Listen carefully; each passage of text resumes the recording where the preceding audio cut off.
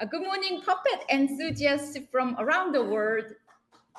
Yay! I'm Jung-min Song, also known as Min, like faculty member of dramatic arts at the University of Connecticut and associate researcher at the Ballard Institute and Museum of Puppetry. It is a joy to welcome you to this gathering, which I've had the honor to organizing alongside Professor Matthew Isaac Cohen of Dramatic Arts and Emily Wicks of the Ballard Institute. Oh, do I need to? It's now. Okay, only for the. Okay, let me start again. Okay, that was too fast. It was good. Good morning, puppet enthusiasts from around the world. I am Jung-min Song, also known as Min, a faculty member in dramatic arts at the University of Connecticut and associate researcher at the Ballard Institute and Museum of Puppetry. It is a joy to welcome you to this gathering, which I've had the honor to organizing alongside Professor Matthew Isaac Cohen of Dramatic Arts, Emily Wicks of the Ballard Institute, and our one and only John Bell, whose extraordinary, whose extraordinary contributions to the study of puppetry and performing objects have inspired us all to come together today. The title of this conference, Annals of Object Performance, is borrowed from John's Facebook page, where he writes, "This page wants to note the persistence of puppets, masks, and performing objects as aspects of contemporary culture. For years, John has been documenting object performances of all kinds everywhere, one of many acts of devotion that continues to shape our field.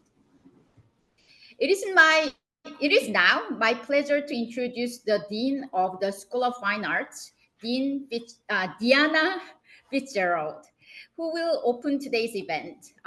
Diana joined UConn in August 2024, and she has been lighting our path through a turbulent period in academia. She's a lighting designer and member of United Scenic Artists, with credits spanning theater, dance, opera, circus themes productions, puppetry, architecture, lighting, and more. She's also yoga and meditation teacher, offering workshops that incorporate quietive practice to deepen the creative process. Her book, The Heart of Light, a holistic primer for living and working in the world of lighting design, was published by Routledge in 2022. Please join me in welcoming Dean Fitzgerald. Thank you all. Thank you. Can you hear me okay there? Yes. Yes? Okay, great. Thank you, Min, and good morning, everyone. As the Dean of the School of Fine Arts, it is my great pleasure to welcome you to this very special conference. I'm sorry I can't be with you in person today, but I'm so glad that you are there. I want to first thank the Humanities Institute for co-sponsoring this event, and I want to acknowledge the staff of the Ballard, whose hard work has made this possible. I thought for my remarks this morning that I would bring you the words of John's colleagues who recently nominated him for the 2025 School of Fine Arts Lifetime Achievement Award. John was then selected by the School of Fine Arts Faculty and Staff Advisory Committee, whose membership includes representatives from every unit across the school. Earlier this semester at our annual all-school retreat, I had the honor of presenting this award to John to a thunderous applause. The following are quotes from his several nominators. It's important to acknowledge the major contributions he has made to the Ballard Institute, the University of Connecticut, and the field of puppetry. His scholarship is studied around the world, making him one of the most trusted puppetry scholars and historians. As a professor, John strove to expand students' understanding of puppetry and expose them to scholars and practitioners from around the world. As the director of the Ballard Institute, John has worked endlessly to expand the collection, programming, and exhibitions to show the global scope of this art form and to make the Ballard Institute a world-renowned center of puppetry scholarship and something very unique to UConn. This year, he has worked to thoughtfully expand the collection of the collection to showcase 20th and 21st century puppeteers and to ensure that after he leaves, the Ballard Institute collections will be preserved for future generations. John Bell is one of the kindest and humblest people you will meet, so it is easy to forget that he's such a noteworthy scholar of American and global puppetry. One day he might be winning an international award for his publications, and another he is changing a light bulb or scrubbing the floor of the museum. He does it all to make sure the Ballard Institute is successful and can continue to grow. The second nominator wrote, John has made significant contributions to the puppet scholarship, artistry, and dialogue over the course of his career. He has published books and articles, curated exhibitions, led exciting puppetry symposia, and of course, performed with Bread and Puppet Theater and with his own award-winning company, Great Small Works. John is a classic artist practitioner, but his role at the Ballard has also given him space to spark dialogues, invite speakers, and promote the way puppet arts are understood both intellectually and publicly. His personal approach to puppetry is public, community-based, and democratic, and he brings this ethos to all of his work. Now, as he nears retirement, is an excellent time to recognize this important work. And the third nominator shortly writes, his community engagement is outstanding and meaningful, as is his impact to the Storrs Mansfield community through his programs he has coordinated through the Ballard Institute. And the last nominator writes, his scholarship is studied around the world, making him one of the most trusted puppetry scholars and historians. As a professor, John strove to expand students' understanding of puppetry and expose them to scholars and practitioners from around the world.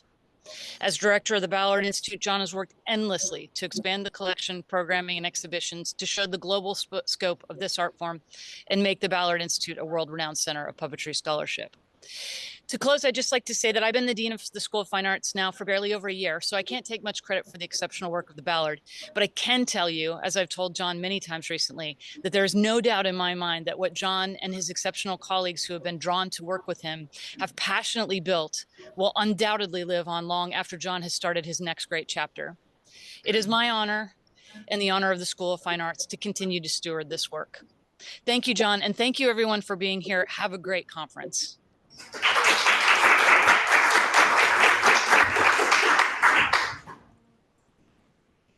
Thank you, Diana.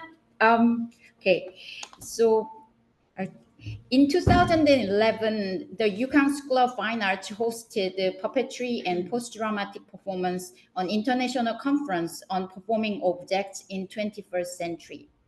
The first major event organized by John Bell in his role as director of the Ballard Institute. I hope that's correct, yes.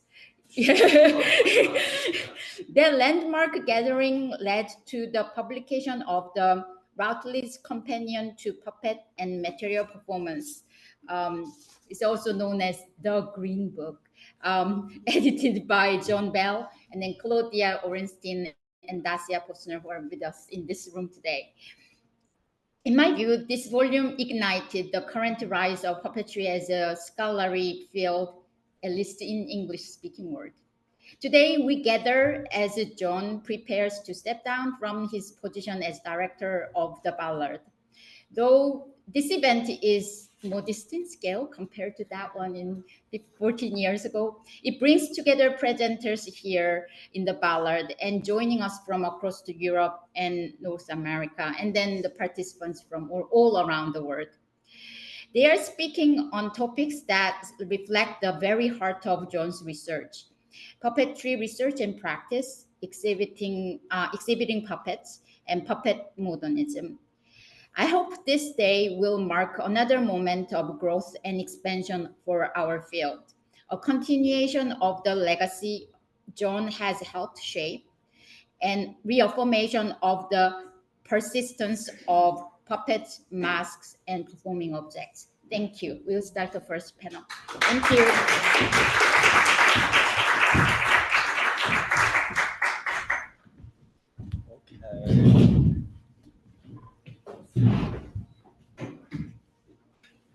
Great. Thank you, Min. Thank you, everybody, for being here. It's a great honor, and I appreciate your patience with me dealing awkwardly with this great honor. So I would say that the Routledge Companion to Puppetry and Material Performance, I'd say the editors were Dassia Posner and Claudia Orenstein, and then me. But that's just being picky. So the first session, we're a little early, but that's okay, is called Puppetry, Research and Practice, and which will introduce findings and outcomes from research and practice in puppetry, examining the relevance and contributions, to broader fields. And I should step back and also join Min in thanking especially my colleague Emily Wicks, who's worked so hard to make this happen.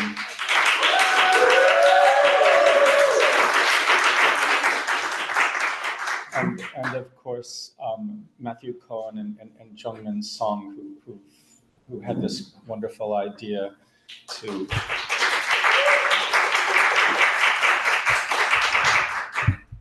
talk about puppetry. What could be more exciting? So we wanted to start, if I'm not wrong, well, let's see, the panelists for this first session, Claudia is in the room, and we're also Paulette Richards is beaming in from Atlanta, and Katriina Andrianov is coming in from Tampere, Finland. And that's really exciting. And after the three presentations by Paulette, Katriina, and Claudia, then Dassia is going to join join me. It's just me here in person to be the discussant. So I'm very excited. And we'd like to start with Dr. Paulette Richards, who I don't have your biography with me. Dr. Richards is a puppeteer, a skater, and a researcher whose work is quite revelatory, joining us from her puppet storeroom in Atlanta. Thank you, Paulette, for being here. Welcome. Good morning, John. It's a great pleasure to be here to celebrate you. I have a short film to present, so I'm going to compress my remarks and then roll the video. I need to share my screen, though. Let's do that. Yes.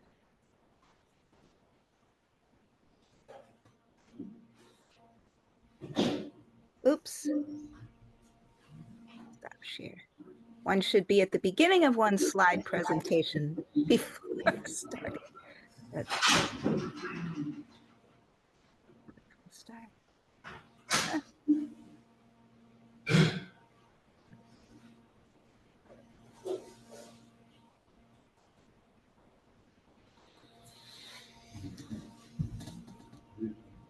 Okay, so my presentation is entitled Comping and Curating Puppetry, Mass Incarceration, and Community Engagement. And if those topics seem a bit disparate at the beginning, they will all come together by the time we finish the film in a thread that celebrates Dr. Bell's commitment to liberation.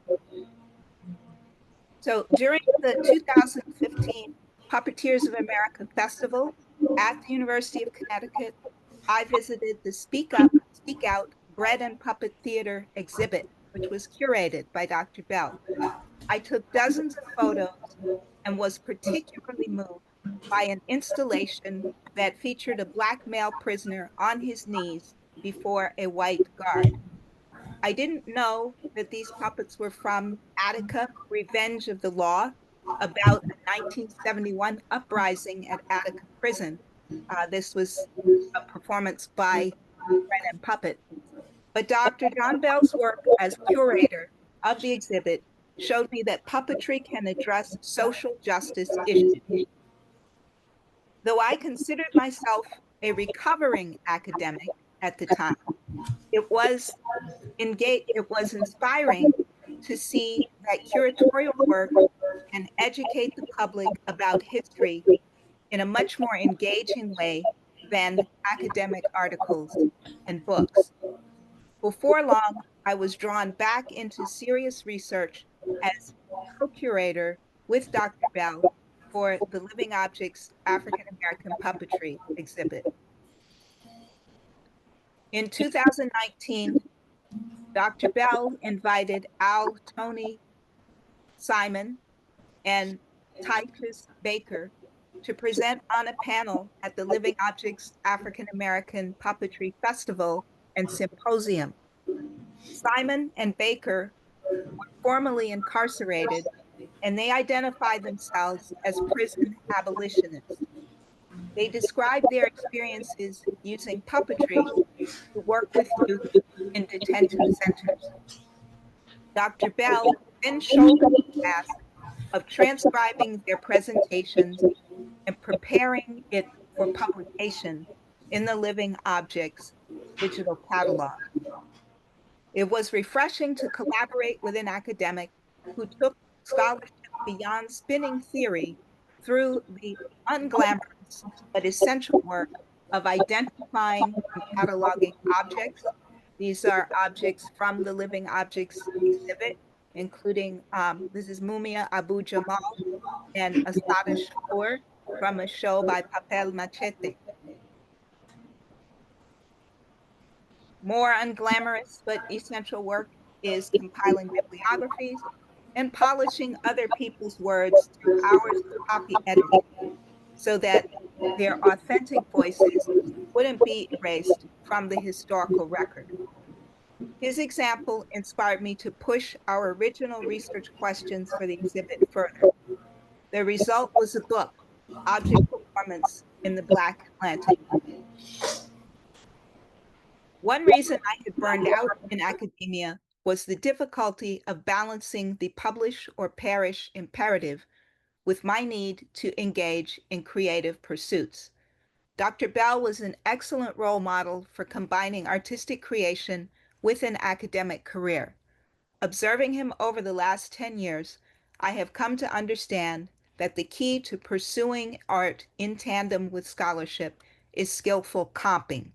That is, collaborating with and supporting whoever shows up to jam. I am deeply thankful that John pushed me to take some solos while he held things in the groove, in the background. I maintain that the most important contribution of his many-faceted career is the generous mentorship he has extended to people at every stage of development in the puppet world.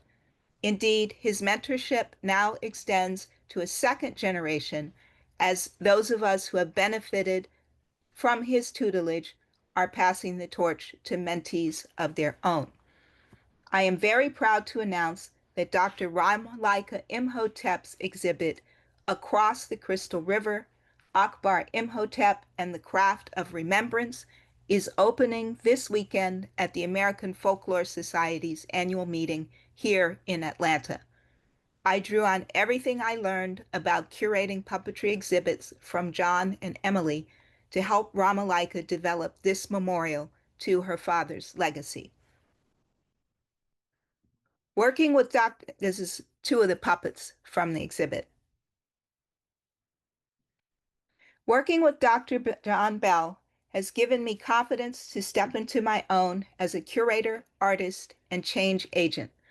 On Juneteenth, 2025, I premiered Men and Mules, a video installation about the history of convict leasing in Atlanta area quarries on permanent display at the Hapeville Depot Museum.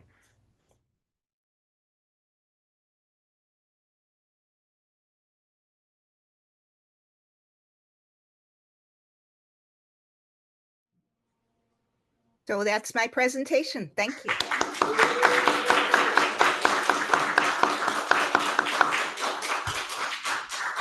Thank you so much, Paulette. I think we'll move on now to Katriina Andrianov's presentation. Katriina is a researcher and practitioner specializing in object expression and human-object interaction. Her current project, Language of Manipulation, Working Life as Performance, reflects on artistic research's autonomy and role in multidisciplinary collaboration. And I think, Katriina, you were here in, am I wrong, in 2011 at the conference that Jungmin described. But welcome, Katriina. Thank you so much for being part of this. Thank you. It's a great pleasure to be here today. I'm going to show some slides, so I will share my screen.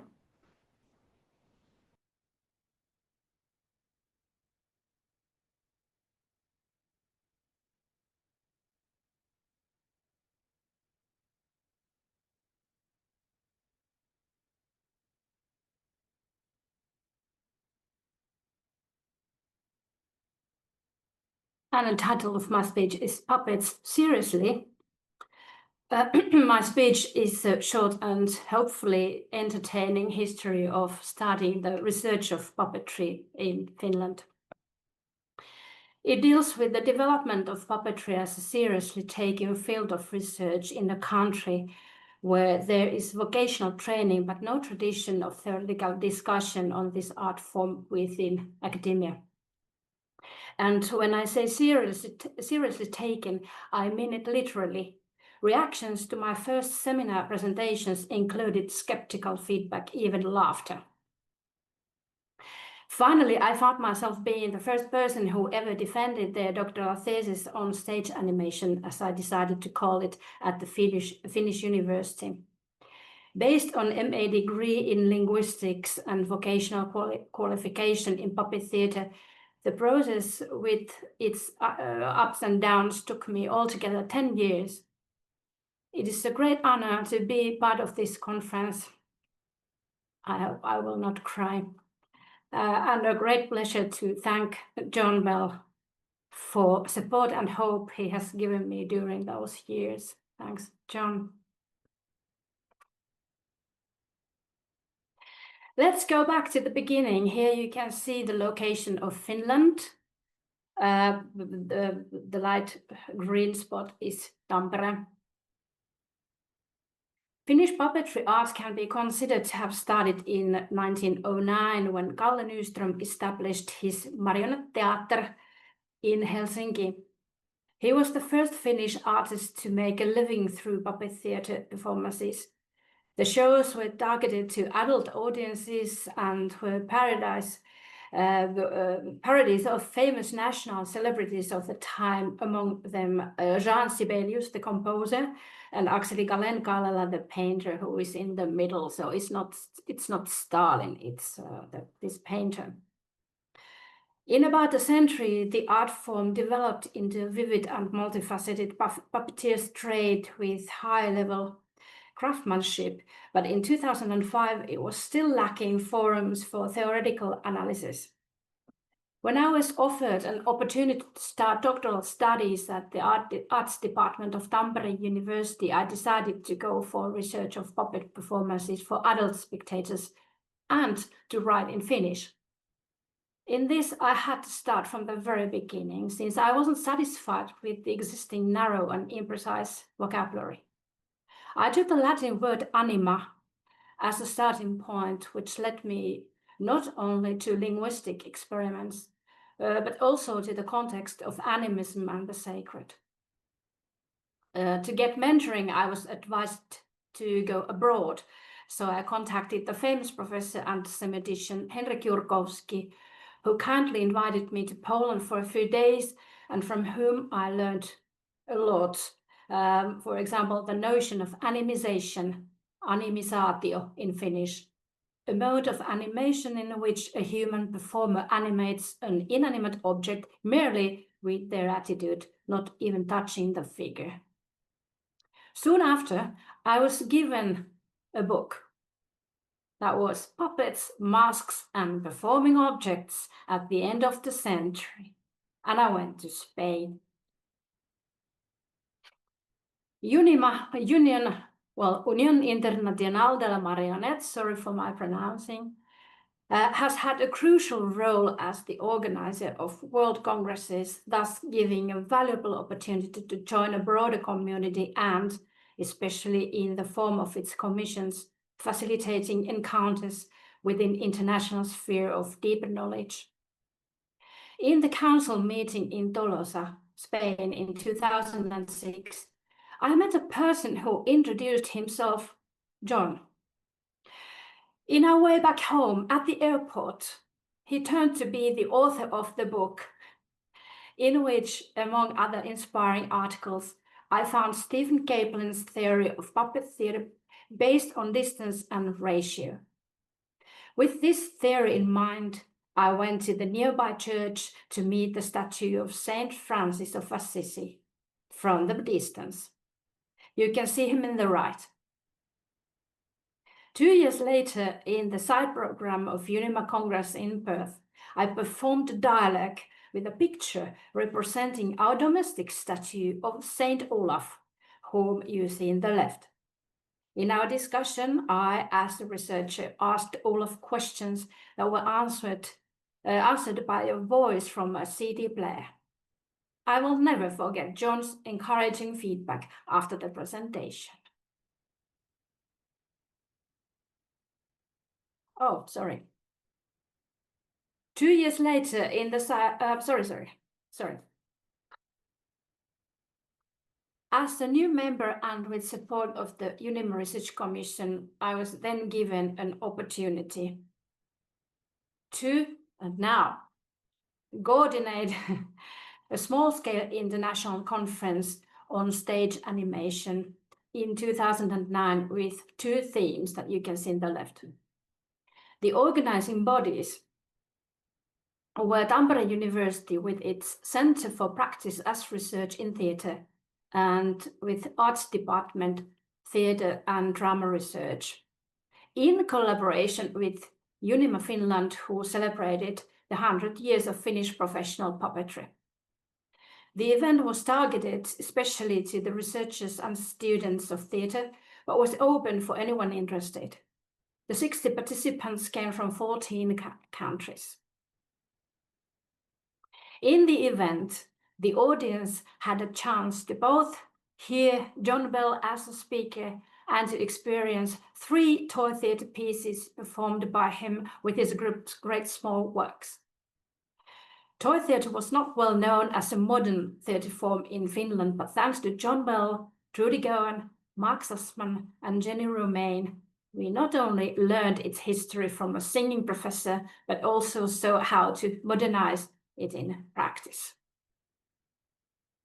John's paper, Playing with the Eternal Uncanny, Puppet Performance and the Life of Lifeless Objects, let me really think of the question that you can see here in his abstract, in the right. All puppet and object performance forms are instances of the uncanny. So what does this mean about the function of puppets in modern life and the connections to ancient ritual practices of a non-rational nature? One of the speakers was Professor Esa Kirkkopelto from Theatre Academy Helsinki, whom I will mention again later.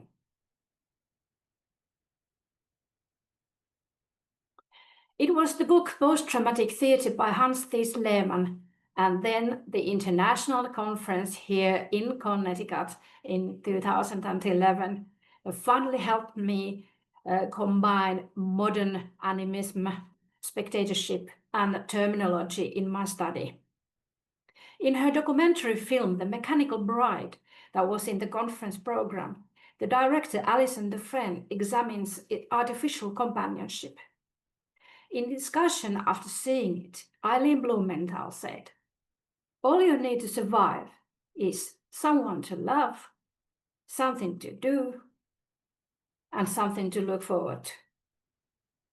I started wondering whether caretaking could be considered as a mode of animating.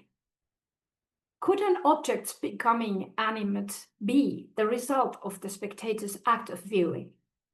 What is this becoming, and how could it be described in research? During this amazing event, we saw also the Bread and Puppet Theatre's political performance with a shared moment of having bread and olives right after the show. I will never forget that. I thank Peter Schumann and posthumously Elke Schumann for personally giving me the book Rehearsing with Gods that led to unexpected consequences years later. It was Tampere 1, as we called it, together with good experiences from Connecticut, that led to a series of academic events on puppetry research, especially at Tampere University, facilitated by the Department of Theatre Arts and the Center for Practice as Research in Theatre. The next international event for research of stage animation, the so-called Tampere 2, was arranged in 2014, starting with Margaret Williams's kind greetings from Australia. The theme, spectatorship, was approached from perspectives of historical, social, and cultural studies, as well as by means of linguistics, phenomenology, and aesthetics, taking also into account sensory perception other than visual. The spectator's position was discussed and experienced from varying locations of uninvited or invited spectator, an inanimate spectator, and a mediated spectator, to name just a few. Thanks to the contributors' effort, not only the relationship between an object, an animator, and a spectator was examined, but also the relationship between a present, non-present, represented, or forthcoming performance and its spectator was studied both theoretically and in practice. This time, the conference celebrated the 30th anniversary of Unima Finland that was established in 1948. I finally defended my doctoral thesis on an object becoming animate as the spectator's experience of the sacred and earned PhD in 2015. 2 years later, after this, Eero Sirén did the same with his DA in Theatre Academy Helsinki, and the third person is on their way towards the PhD in Tampere at the moment. It's proceeding, but slowly. Two in memoriams, if you let me put it that way, that's why the picture. Turku University of Applied Sciences stopped the BA degree program in 2014, which means a great loss in the field of professional training in Finland. Luckily, the possibility for vocational qualification in puppetry education and puppet constructing still exists. In 2024, the Center for Practice as Research in Theatre was replaced by a small research group, Boundaries of Performing, that along with other groups belongs to Taru, Tampere University Research Center for Communication Sciences. A loss as this also may first seem, there is a huge step forward as the continuity of research on inanimate performers is now somewhat secured for the first time. Thanks to Professor Esa Kirkkopelto, whom I mentioned earlier, stage animation is now one of the 4 main research fields of our group. The umbrella is colored, it's not black and white, the picture. And so are the co-performers from my latest research project that I hope to share with the readers in English in the near future. Thank you.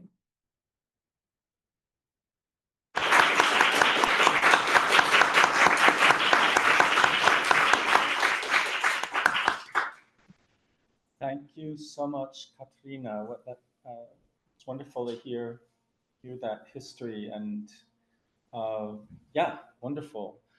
I think we can move along to Claudia's presentation, and should I just pass you? I'll just pass you. You can sit wherever you want, and then Is that gonna, how do you get to your, okay, here, maybe I can help with that. Maybe it's better to be over here. Okay, I'm going to do that. And I'm going to open this.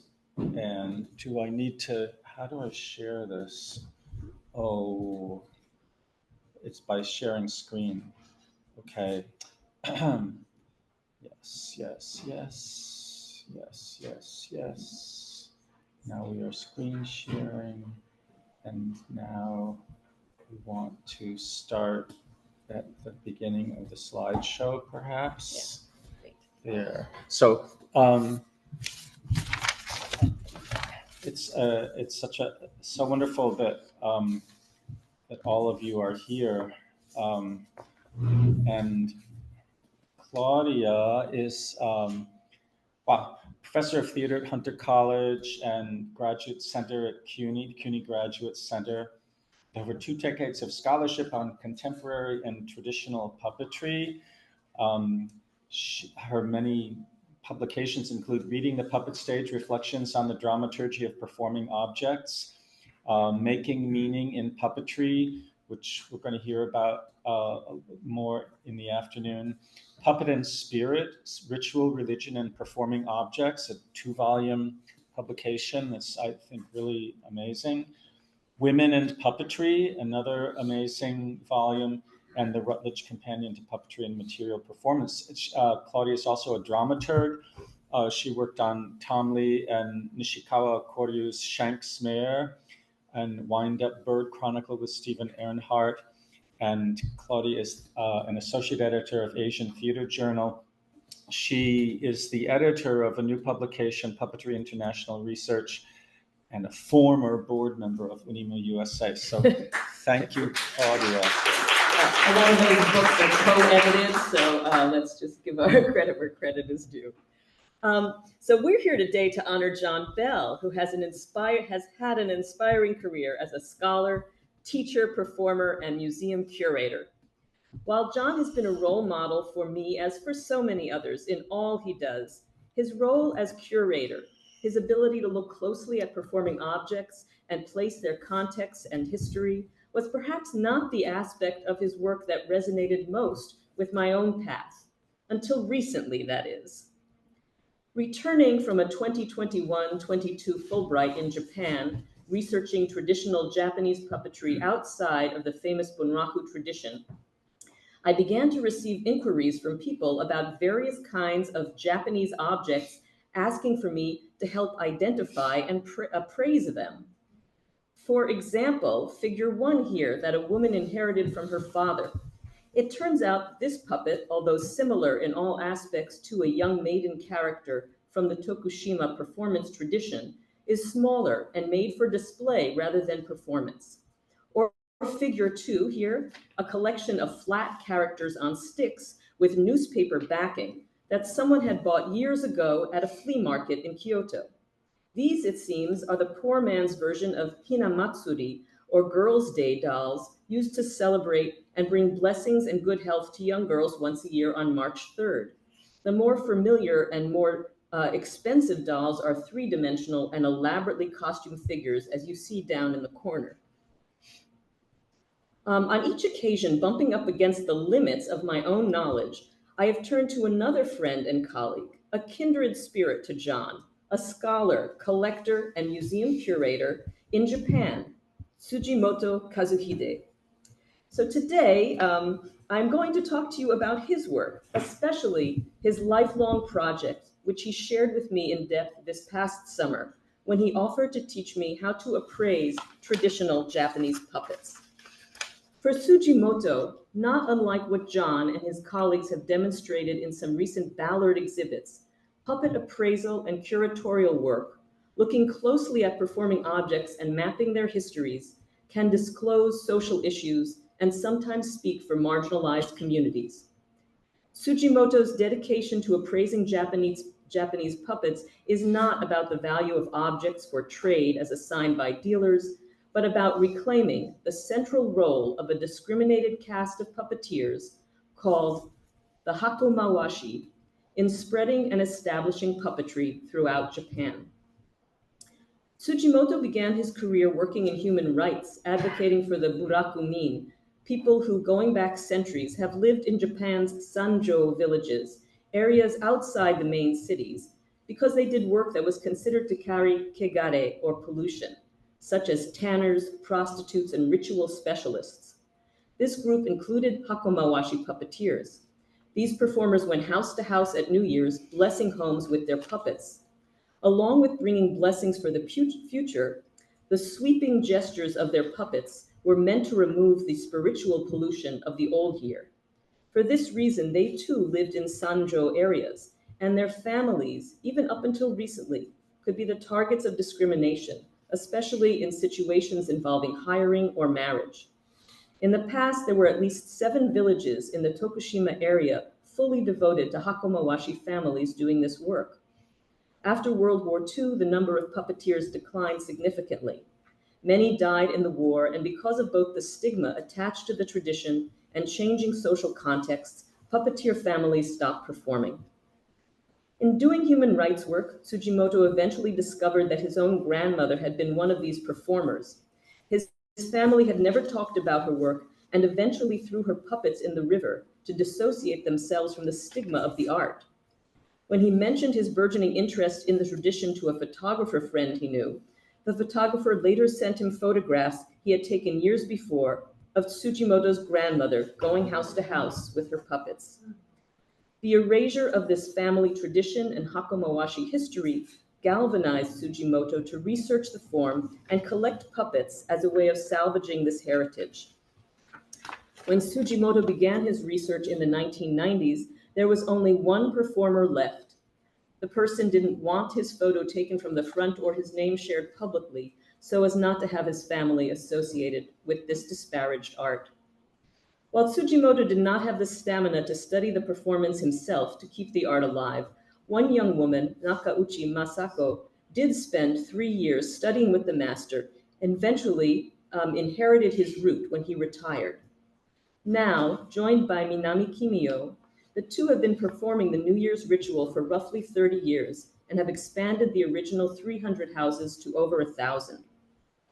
Over the past 30 years, Tsujimoto, for his part, has done a great deal more research on the Hakomawashi tradition, publishing numerous books on the subject, and collecting over 350 puppets and related objects from the Tokushima, or as it was previously known, Awa region. In 2022, he inaugurated his own museum, Ningyo no Mura, to house them. Through looking closely at puppets, those he collects, and doing appraisals of collections from both active and inactive puppet troupes, Tsujimoto has been tracing the roots of Hakomawashi performers throughout Japan. In their travels beyond Tokushima, the Hakomawashi didn't do the blessings. Instead, they performed scenes from the popular puppet plays emerging in the cities, doing the chanting as well as often manipulating their puppets. Even more importantly, they taught chanting and manipulation to locals, sometimes staying in a village or for several months or years, and they sold puppets from Tokushima's highly respected carvers, especially the 3 generations of the Tenguhisa family, known for creating puppet heads or kashira that were not only beautiful, but had well-functioning mechanisms for moving eyes and mouths. In the process of traveling and selling puppets, the Hakomawashi helped establish numerous so-called amateur puppet troupes in remote rural areas. These theaters might have dedicated performance spaces, several hundred years of performance history, and extended repertoires, but performed by locals with other livelihoods, they have not been considered professional theaters. These theaters were generally in communities with little wealth and few forms of entertainment, where people could even be discouraged or forbidden from engaging in leisurely pastimes by local religious leaders. The Hakomawashi made an important contribution in bringing these people far from Osaka and urban centers performance. The Hakomawashi traveled along various routes out from Tokushima. I'm going to say south to Miyazaki and Kumamoto prefectures in Kyushu, west to Okayama and Tottori prefectures, north to Yamanashi, Gifu, and Nagano prefectures, among others, mostly by foot, sometimes by boat, to spread their territory, as there were many performers who needed to make a living. As Osaka-style bunraku puppetry grew in popularity, especially in the mid-20th century, the Hakomawashi's legacy and the particular styles developed by local theaters were overshadowed by bunraku. Puppet theaters might shift their work to align more closely with Osaka style. This could include putting the word bunraku in their theater name, or even sending their puppet heads to be recarved to fit the Osaka aesthetic. Tokushima or Awa puppet heads are larger than those used in bunraku. They have larger noses and more expressive faces, while bunraku puppets have small, flat noses and are generally calmer, less dynamic expressions. Awa puppets are generally painted with glossy paint, which catches the light better in their traditional outdoor performance venues, while bunraku puppets, performed predominantly inside, have matte finishes. For Awa puppets, the color is applied directly to the wood, while bunraku puppets go through a painting process applying numerous layers. The neck and rods affixed to Awa-style puppets, called shingushi, meaning core or heart rod, is positioned to jut the head out at an angle, while those in bunraku, called dogushi, or movement rod, keep the head and neck straight. These differences conform to the different ways the puppeteers in these traditions hold the puppets. In bunraku, moving elements in the head, such as eyes and mouths, here on the side. Moving elements in the head, such as eyes and mouths, are manipulated by wooden levers, while Awa puppets use strings wrapped around pieces of paper or cloth called burari. Bunraku's dominance has also meant that scholars doing surveys of rural traditions have only learned about Osaka bunraku, who've only learned about Osaka bunraku, often mislabel and misread materials using bunraku terms and criteria in describing them, in the process erasing Awa terminology and the Hakomawashi contributions to puppet history. Tsujimoto's appraisals of collections of puppet theaters from various regions tell the story of where the Awa puppeteers traveled and how they left their mark. For example, in early July, I traveled with Tsujimoto and his colleagues, Nakauchi and Minami, to Miyazaki Prefecture in Kyushu to examine collections of puppets from 3 of the now inactive puppet troupes of the 4 that once flourished in that region. So this is part of the collections. Tsujimoto's project was to reevaluate puppets that had been studied previously in the 1984 book, Genealogy of Kashira, or Puppet Heads, Puppet Theater in Miyazaki and Kyushu, by Izumi Fusako. While a knowledgeable and valuable study, Tsujimoto found that the author's lack of familiarity with the Tokushima puppetry led to misperceptions about what was in the collection. Notably, there was terminology drawn from the bunraku tradition or attributions that were not consistent with how the puppets would be understood within Tokushima. In looking at puppet heads, Tsujimoto's process is meticulous. He takes specific measurements in various directions. Size is very important because it can reflect several things, whether the head is an Awa or bunraku-style figure, whether it is a major or minor character. How well proportioned the head is an indication of the talent of the carver, since professionals followed a general set of rules, or what Tenkuhisa called the golden ratio. Likewise, the color of the skin and what kinds of movements the head has for eyes and mouth are also indications of character, style, and maker. Tsujimoto also makes special note of the category of the eyes, whether they are round, angular, almond-shaped, or another category for characters like ebisu and sambaso used in the ritual performance that he calls kind eyes. In the Tokushima tradition, these are important aspects of categorization. Of course, he opens up the head by removing the peg that holds it onto the side to see if the carver has signed his name inside. For bunraku and awa puppets, the pegs enter the heads from opposite sides. While reading the inscriptions inside is a useful way to tell who the carver was, at one point Tenguhisa puppets were so popular that there are many puppets with his name on them that the Tenguhisa family did not carve. The style of the signature, as well as the name, helps with identification and also distinguishes the 3 generations of Tenguhisa carvers from each other. Tsujimoto also examines the grain of the wood to see what kind of wood the puppet is made of. Bunraku heads are nearly always made of hinoki or Japanese cypress, while awa heads are more frequently of either cypress or kiri, paulownia wood. While paulownia is more difficult to carve, it is lighter than cypress, proving useful for the larger awa figures. Set in the same stand and in front of the same background, he photographs each one. The standardization of the photos allows differences between the puppets to be immediately visible. Despite the general conventions for heads, they show a great deal of variety, revealing the diversity of styles between carvers and found both between and within local troops and their traditions. Tsujimoto has self-published several books that offer his meticulous accounting of collections he has assessed with charts that clearly lay out the features noted during appraisal. By contrast, for bunraku figures, they are often categorized more generally by role type. Some of the curious finds I was intrigued to find in this collection that Tsujimoto noted for me. Oh, whoops. Oh no, I lost the figure. Okay. Whoops. Here they are. A woman's head that was being used as a male character, one here. 2, a non-professionally carved figure that was a great disappointment to Tsujimoto, having it in this collection at all. Number 3, a figure where yarn was used inside for blood. A figure with an older, rare manipulation mechanism, which Tsujimoto has spent a lot of time trying to explain to me.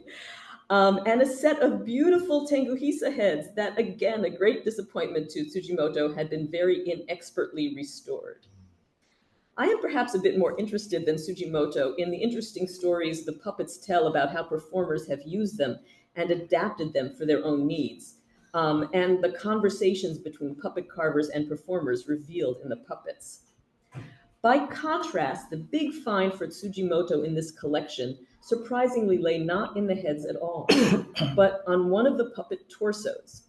On it was written that it was made in Tokushima, and the family name of the person who crafted it.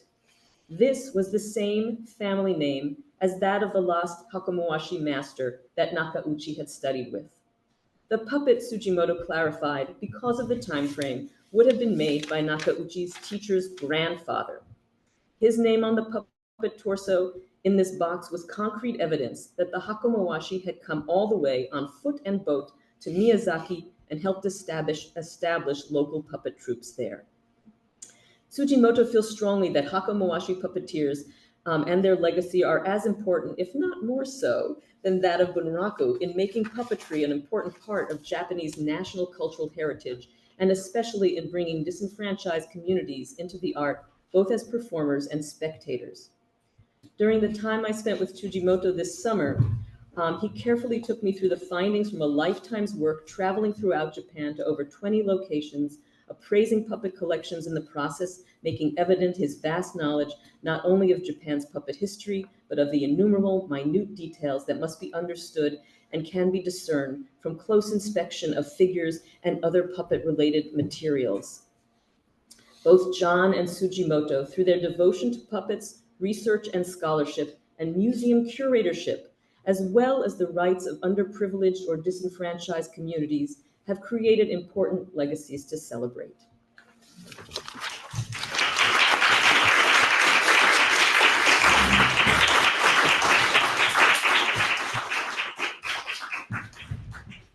Thank you, Claudia.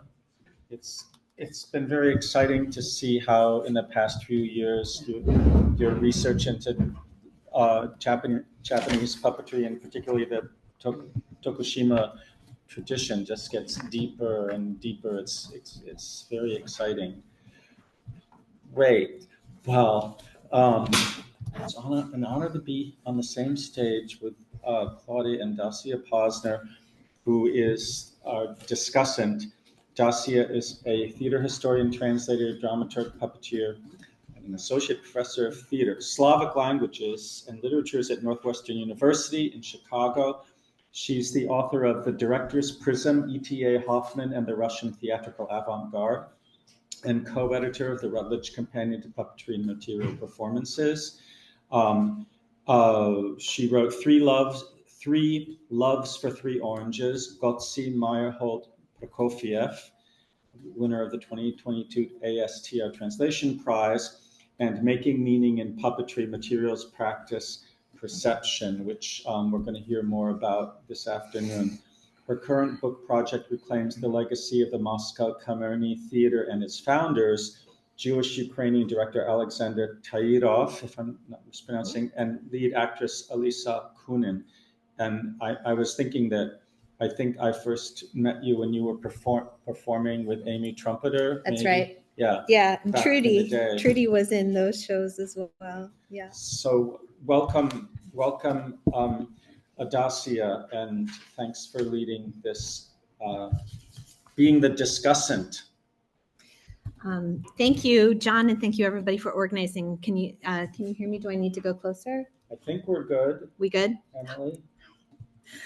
Okay, so the thing that really, really struck me about hearing all these papers is just the love the field has for John, not just because you're an amazing person, but because of the way that John has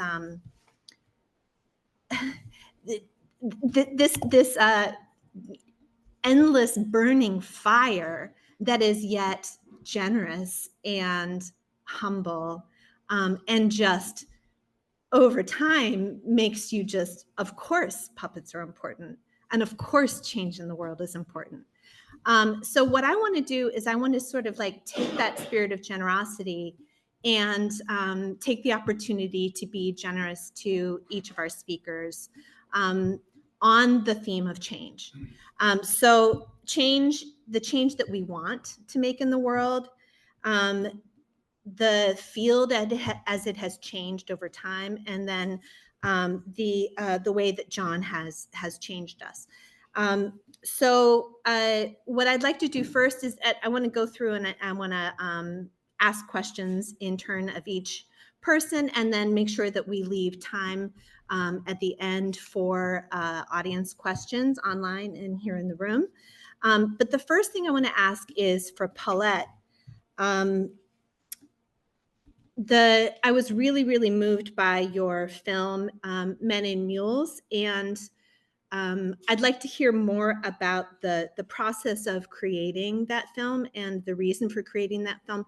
But, you know, as a scholar researcher, so the research that you did for that, the process of creating it in the context of this question of change, the change that you think puppets can make, and how you think puppets can make that change, and what change you want to see. Okay, thank you. It's great to see you, Dassia, even virtually. The process of creating Men and Mules. I visited the Atlanta History Center, which is in Buckhead, a very affluent part of the city. And there's a beautiful garden, native plants garden on the grounds, which I learned when I was there was once a quarry. And I know enough about Atlanta history to know that many of the quarries were worked by convicts. So I wondered if that was the case for the one at the Atlanta History Center. There is a plaque at the entrance of the garden, and also a statue of two mules representing the draft animals that worked at that site, but no mention of the people that worked there. So as a researcher, I went on a frenetic effort to find out if indeed there had been convict labor in that site, and I found one Instagram post from the Atlanta History Center acknowledging that there had been convicts working in that site, but nothing else. Once I had that information, I wanted to know, well, who owned the quarry at the time that it was in operation? And for that, I went to the archives. The Atlanta History Center holds extensive archives about the city to dig in their records, because apparently nobody at the Atlanta History Center had that information. And another part of the process was I got hold of historical maps going back to when the land was taken from the indigenous people and distributed via lottery to settlers. So it was parceled in lots, and that parcel was, I think, lot 114. It's about 400 acres. My brother's a civil engineer, and so I sent this map to him, and he overlaid current maps on top of it so that we were able to pinpoint exactly which subdivision within that original lot was the site of the quarry. In the archives at the Atlanta History Center, I, thanks to the archivist, found a report from a real estate agent who had been in the process of breaking up originally these were large farms, and in the process of breaking them up into smaller residential developments, there had been some legal reporting. And so I got my hands on that report and was able to at least identify when it was broken down into the present configuration. I still don't have the exact name of who owned and operated the quarry at that time because I got into the creative side of the project as a resident at the Hapeville Depot Museum and also as a transformative truth-telling fellow for the National Center for Civil and Human Rights. So that was the funding that enabled me to spend time producing the film. So once I was in that phase, I dropped the archival research and my original question and tried to learn as much as I could about convict leasing, which entailed reading a number of primary and secondary sources. And as far as making the film itself, you can see that I sit here with my MGM backlot. And I appreciate that this project validated a vision that I've been pursuing for 25 years, which is I want to be able to produce video about any historical time or place without having to raise large sums of money to do it, because when you bring in funders, they have agendas, and that makes it more difficult for you to say what you want to say.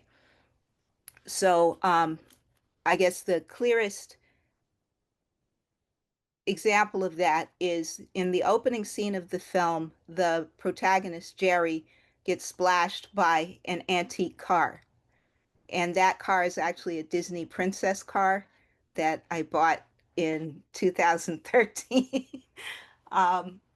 It would have cost over $1,000 a day to rent that car for a live action shoot.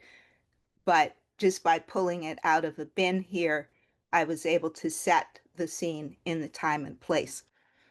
Another thing I will say about the production of the piece, and I think maybe Katriina's work on the animism side of puppetry and the spiritual realm, is that I did try to prepare myself psychologically and spiritually. I went to the Atlanta History Center and I made libation for the people that worked there who had not been honored previously. So the film was in a way trying to honor all of the people who were in the convict leasing system who have been erased from the record.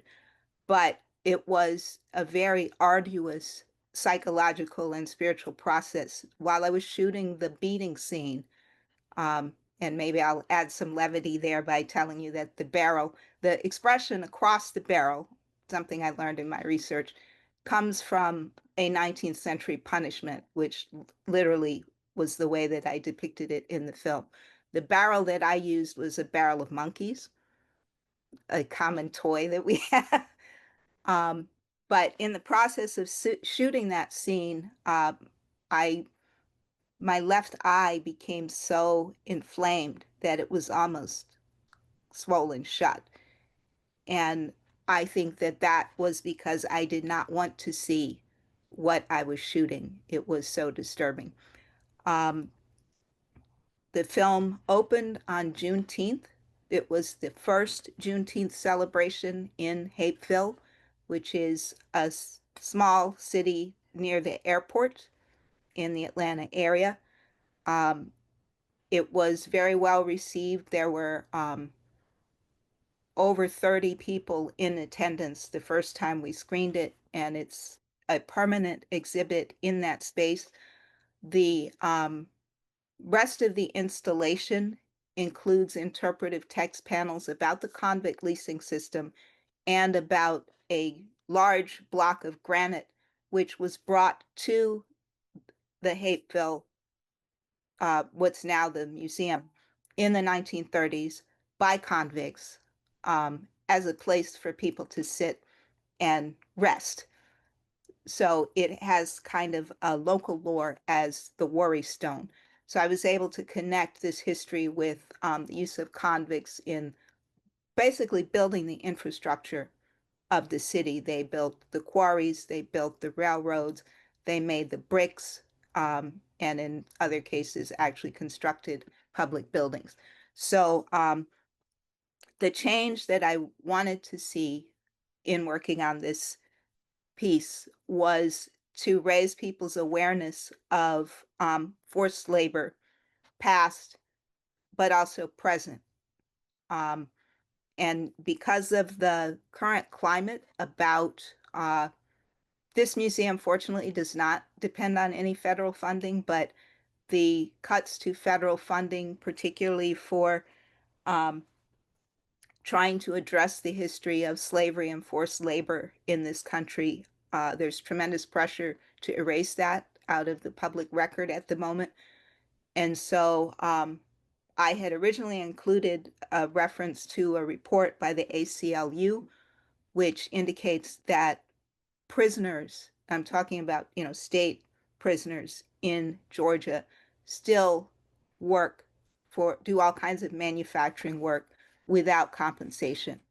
But we decided not to talk about the present in the interpretive panels for the exhibit because it might be too politically difficult. But I think that the presence of that exhibit near the Atlanta airport, which is the busiest passenger airport in the world, and the number of tourists that may pass through and see it, does raise awareness that abolition of forced labor is an ongoing struggle. Thank you very much, Paulette. It strikes me that another theme that is recurring across all this work is the way in which uplifting the maligned and uplifting the disenfranchised go hand in hand.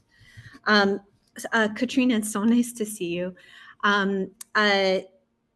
What I'd like to hear more about from you is you talk about these, really wonderful sort of formative events that, and, the foundations of programs and things like that. I'm thinking back to that first puppet class you taught, where, in your words, there were people who were skeptical and people who were laughing. It reminds me of when I was a baby graduate student, or would-be baby graduate student, and I brought in a copy of, for my interview, I brought in a copy of a little-known book by a little-known puppeteer Nina Efimova, Adventures of a Russian Puppet Theater, and I said, I want to work on her. And my future dissertation advisor did not laugh, which was the sort of a rarity at that time in the late 90s. So I'm interested in knowing more about you and what you have done to make this change in your program and to highlight animation and highlight puppetry as something that is exciting and worthy of study, and sort of like how you think about teaching this subject. Oh, Dassia, what a small question. I remember you, and it's nice to be here. Well, I've been trying to be in everywhere, you know, because it was well, for a long time. It seemed that I was the only one who was even interested in these things. I mean, the puppetry as a, you know, as I put it, seriously taken academic subject. And it's still, it isn't easy. Still, we have these boundaries of performing a research group, but we are not all researchers of puppetry. We are only a few people inside the group, and the others do, you know, some other things.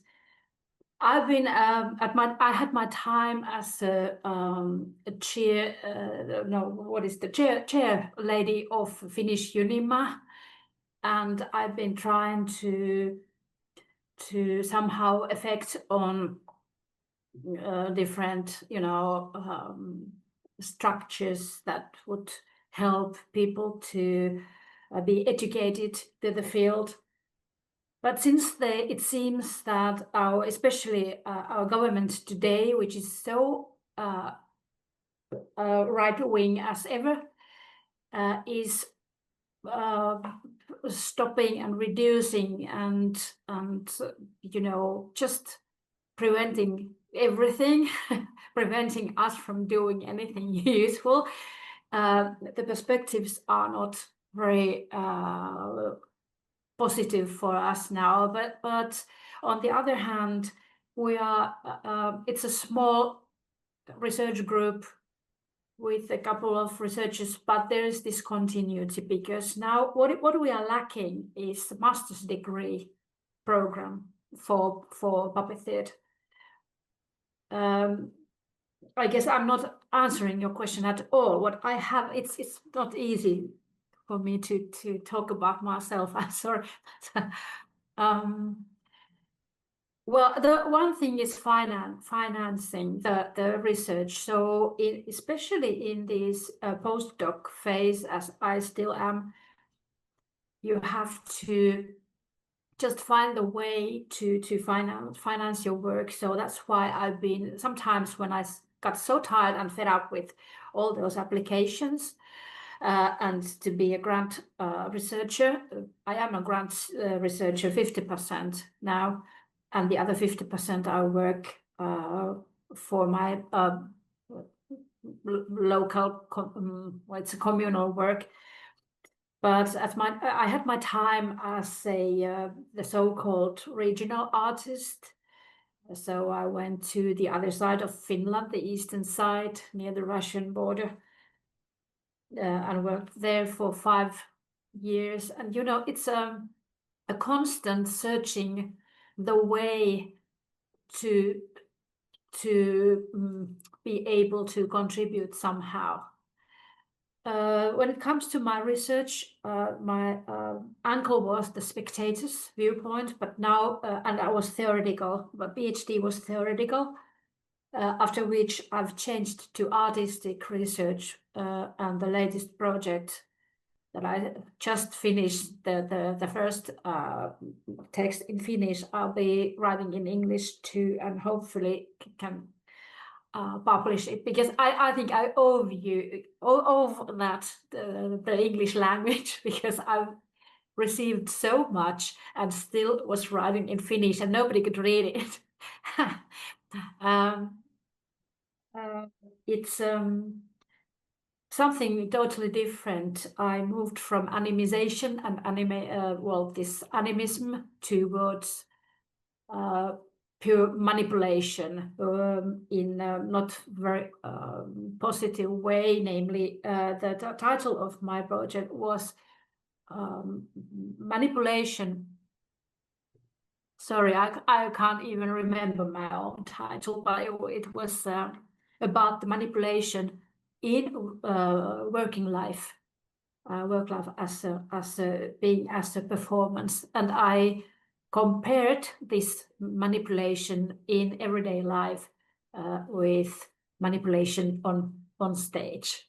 So this is very briefly what I've been doing the last few years. Thank you. Thank you so much. I hope I answered. Yeah, no, it's great. I'm gonna sneak in. Thank you so much. I love the idea of the constant searching, and I'm gonna sneak in one last question for Claudia Orenstein. We may or may not have time for questions, but I'm sure we will have time over the course of the day from the audience. The thing that struck me about this presentation, Claudia, is it's such an organic trajectory, like part of the trajectory of your whole life's work, to watch and understand and uplift. And you've done that in the context for a long time of Indian puppetry and object performance, and you've done it for a long time also in the context of Japanese puppetry. And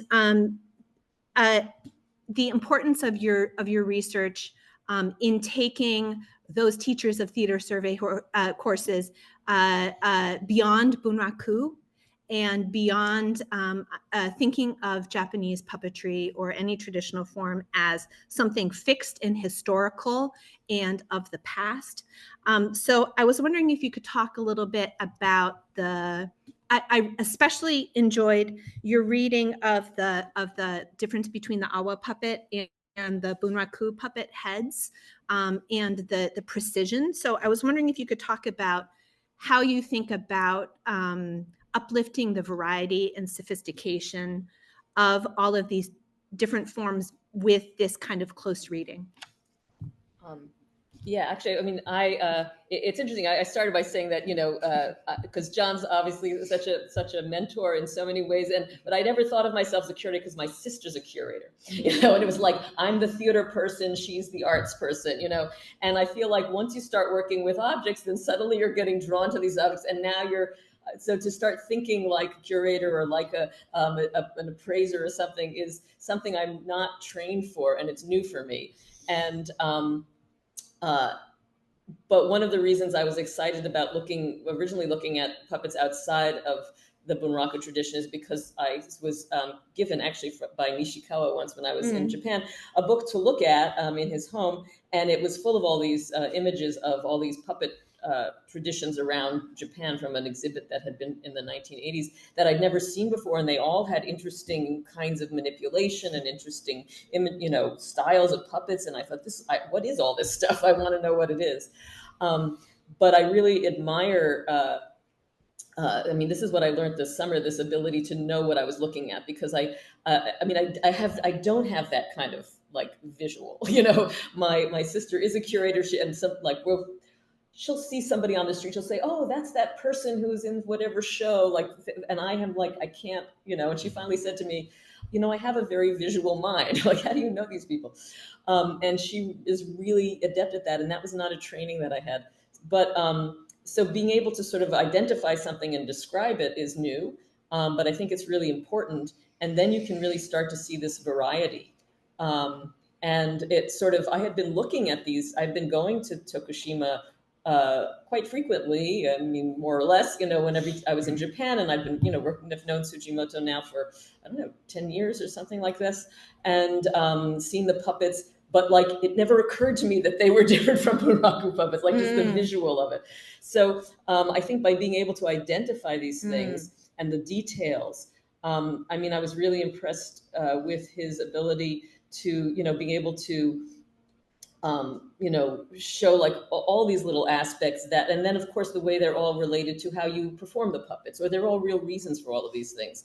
So I think it, opens up the variety and the traditions. And this summer, after spending several weeks in Tokushima, all with this awa puppetry. I then went to the Bunraku in Osaka, and they looked like little tiny dolls. Like it was such a, like it really jumped at me how different they were. I don't know if that's answering your question, but I think it's really interesting. It's something I'm discovering. I've always sort of, oh yeah, you know, I guess I was more interested when I went to Japan, and who are the people who are keeping these traditions alive, and how do they keep them alive, and you know, what are all the different styles and things like that. But I hadn't really had that opportunity, and it's exciting when you have someone who can give you a way into the lookings, so not just to seeing them, but to help you understand what you're looking at.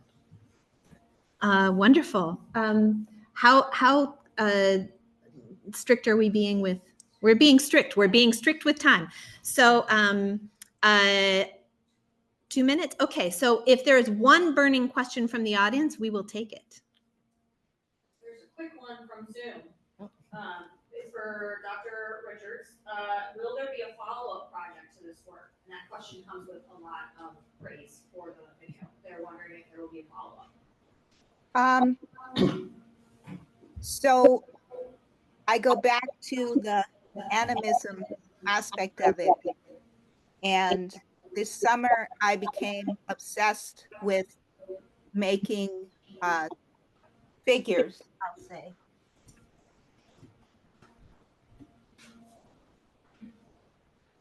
So Goodness. I made this.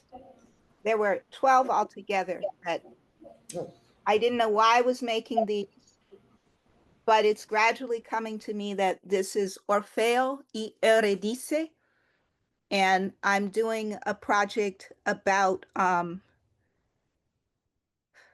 basically about immigration, deportation. Yeah. Yeah. Thank you. We are at time. Thanks to all our speakers and a very successful first session.